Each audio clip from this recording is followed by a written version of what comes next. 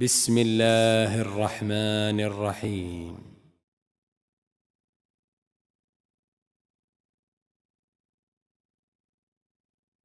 السؤال نقدمه إلى الشيخ الوالد صالح اللحيدان حفظه الله تعالى: ما الموقف الصحيح تجاه ما حصل في فرنسا من الأعمال الإرهابية؟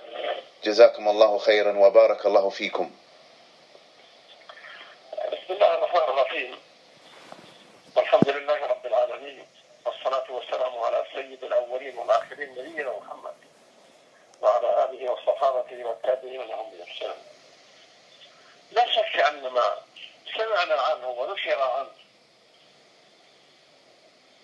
من الجريمة البشعة الخطيرة أنها جريمة منكرة لا يمكن أن نقرها على الإسلام، ولا الصادقون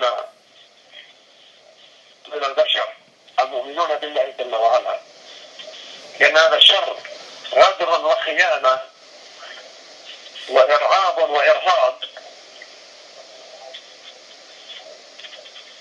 وتعريض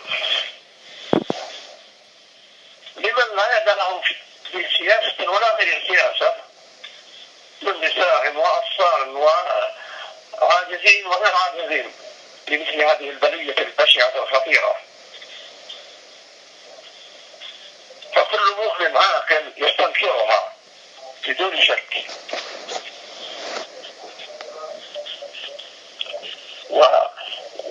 والدول الإسلامية التي سمعت عنها وفي مقدمتها دولة بلاد الحرمين فقد استأخرتها وهي استنكار،